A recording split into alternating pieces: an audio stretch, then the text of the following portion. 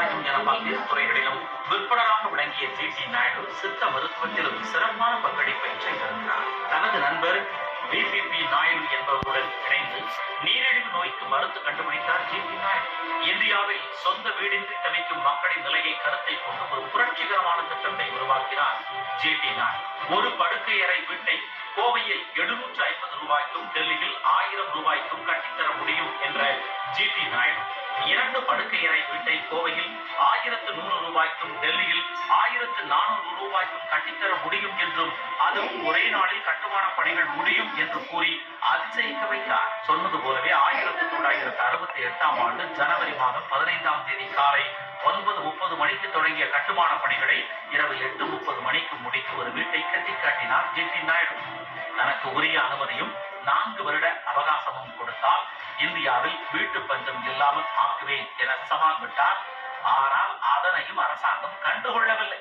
அது மட்டுமல்ல, உலகின் முதல் மின்சார ரேசர், பழச்சாறு குடிக்கும் கருவி, கேமராவில் பயன்படுத்தக்கூடிய டிஸ்டன்ஸ் அட்ஜஸ்டர் எனும் கருவி என ஜி.டி. நாயுடுவால் உருவாக்கப்பட்ட பல்வேறு கருவிகளுக்கு அரசு தரப்பில் எந்த அங்கீகாரமும் கிடைக்கவில்லை.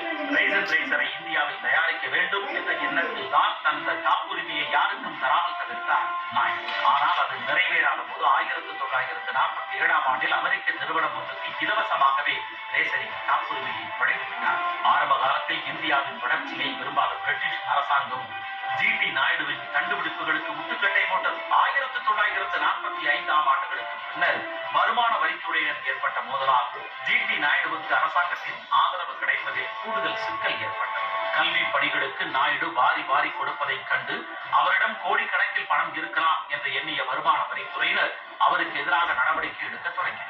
வருமானத்துக்கு உரிய வரி கட்டவில்லை என்று குற்றம் சாட்டிய வருமான வரித்துறைக்கு உரிய பதிலடி கொடுத்தார் நாயுடு.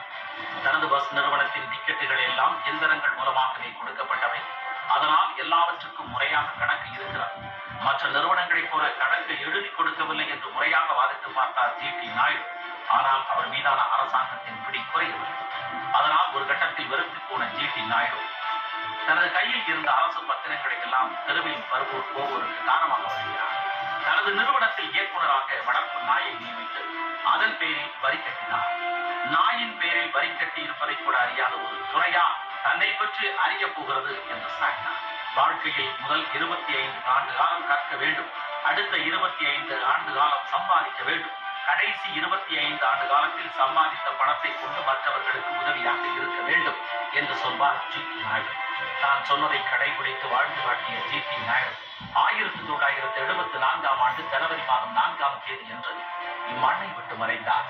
உரிய அங்கீகாரம் கிடைத்திருந்தால் உலகம் போற்றும் விஞ்ஞானியாக உயர்ந்திருக்க வேண்டியவர் ஜி.டி. நாயுடு.